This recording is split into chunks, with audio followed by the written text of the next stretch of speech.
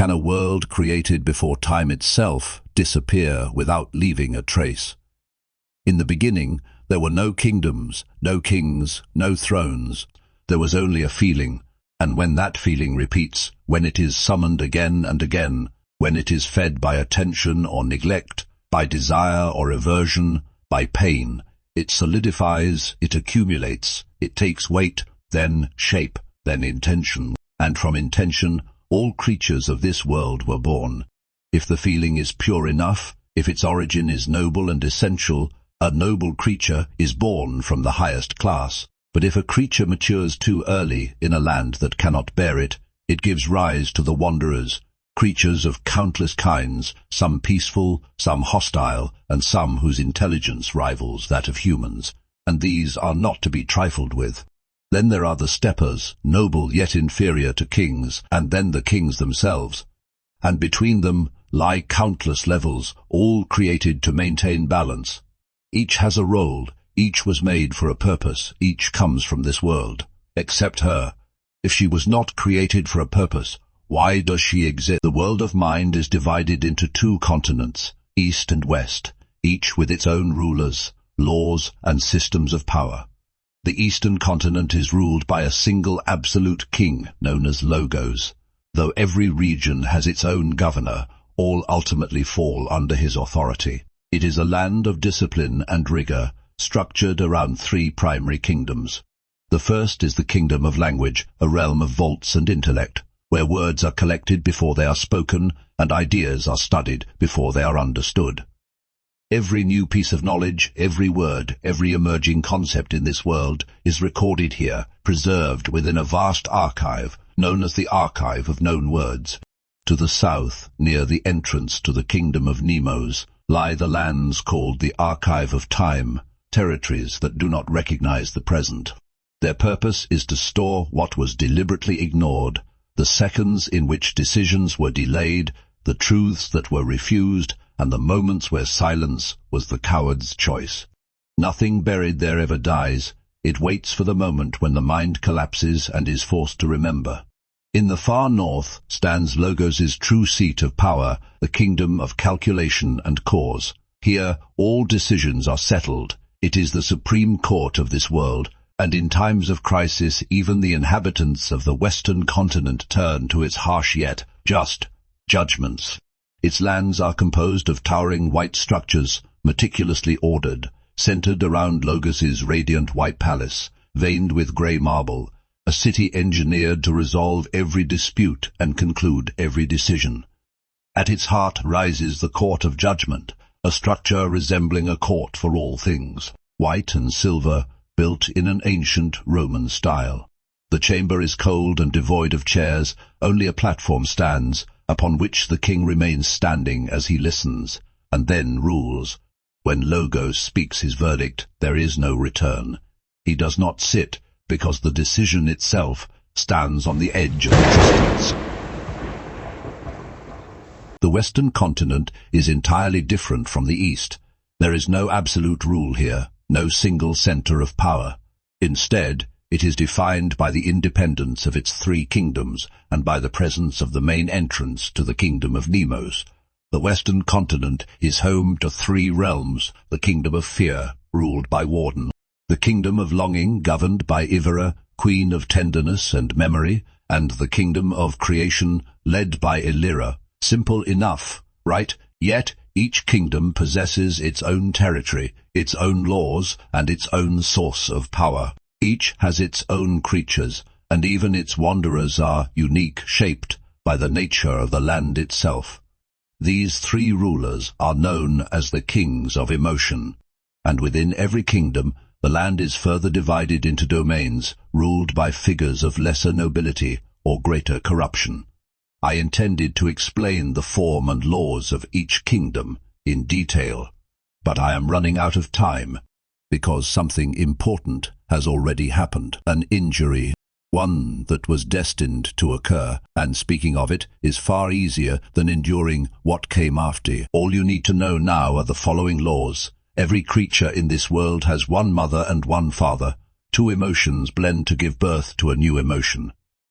A child's nobility is not determined by that of its parents. Noble parents may give birth to a vile child, and vice versa. No creature is born of identical parents. All beings here are either temporary mates or siblings. There are no complete siblings in this world, at least not by blood. Love, when paired with anger, does not produce more love.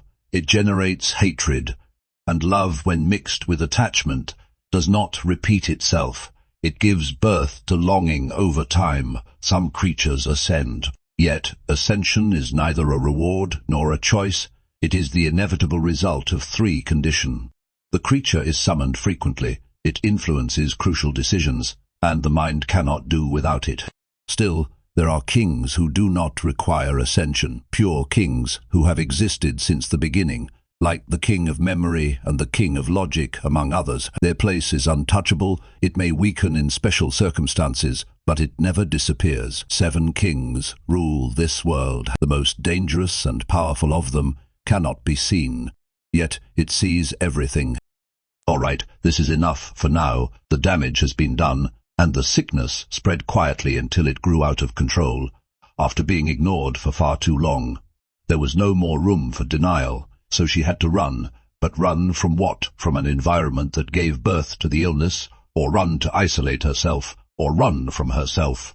When you realize the place is no longer your place, that time has betrayed its moment, and that staying is no longer possible. Not because you do not want to, but because you want to stay more than anything, yet you are forced to leave. Just as the soul may separate from the body for a moment when the heart stops, so too you may separate from yourself after a shock that tears through your being, shaking the fragile roots of a self you once believed was built on solid foundations. Or perhaps you never noticed you were sick until you were violently interrupted in the middle of your path, and only then were you forced to see. She ran and ran until she reached the door she knew, with an unyielding certainty, was the door of no return, a forbidden door. The prophecy speaks of a day when all the creatures of this world will cross this threshold one by one toward another stage of existence, its details left buried in the cursed corridors of the kingdom of Nimbus. As for her, she stopped alone before it. She placed her palm against its cold surface and spoke words in a language older than the world itself, a language said to be uttered only after the crossing, the language of what lies beyond the door. In that moment she remembered who she was. Time froze, if only briefly, heavy with fear and waiting. She was leaving a world she did not wholly belong to, and stepping toward a world she did not yet belong to. She understood then that healing would not come from staying, but from leaving the place where pain was born. To withdraw, to grow stronger, to unravel what had happened, to separate, and to see her wound from a distance that would not allow it to consume her. She rested her head against the door in a gesture of silent supplication. Her trembling hair fell down her back to her lower spine, while upon her left shoulder, precisely behind the heart, poison shadows branched outward, a curse that had seeped into her veins, spreading until it reached the edge of suffocation. She was an ordinary girl going about her usual tasks on the island of Thesmora with her father, sometimes cooking, sometimes fetching water from a nearby well.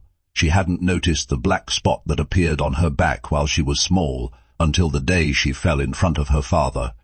His alarmed reaction hinted that he had expected this to happen sooner or later. She fell, her breaths growing short, and she felt as if breathing had been forbidden to her. Her father gently laid her down behind the cottage and ran inside. Moments passed, yet she felt them stretch like an eternity. Her strength waned, surrender creeping in. Darkness clouded her eyes, though she did not close them. Suddenly, she heard a voice. "Not today. Wake up, wake up." She gasped, reclaiming something she hadn't known existed inside her all along, life and a fear she had never felt before. Viora had thought that as long as her father was beside her, she would always be safe, but she realized he could not always be there. The only person who would remain with her through her strongest and weakest moments was herself. The shadows of this fractured world slipped in, fastening their grip around her, binding her. Viora understood then that this was another trial. She had to remain unyielding, to stand proud and immovable, as though not a single strand of her had been disturbed. No, she could not break, not now, not yet. On in final stance, the last reserve of stored endurance. After that, she would allow herself to collapse as she wished. At last, the door responded. A light emerged, coiling around her hand, enveloping her, claiming her. The shadows scattered, leaving marks upon her like cauterization, painful, searing, yet cleansing. Then it opened. She crossed the threshold with steady steps, never revealing, even for a heartbeat, the fracture and division splitting her from within. She passed through, knowing she would one day return to this place. And yet she would never truly return. She stepped into a world where buildings stretched wide as though defying the sky, where cars moved in restless currents, and unfamiliar faces flowed endlessly through the streets. A strange sensation overtook her, deep fear, paralyzing confusion, and a shock too vast to name. Was this the world spoken of in the papyri? Was this what lay beyond the door? Was this truly the famous prophecy whispered across generations? The prophecy had been far from the truth, and yet closer to it than anything else. What awaited her was not a prophecy of salvation, but an eternal curse of awareness. Her greatest ambition had been to return quickly before lunch, as if nothing had happened. But now, carrying the fate of her entire world upon her injured shoulder, her reality had overturned in an instant. Would she accept the upheaval, or would she overturn the world itself?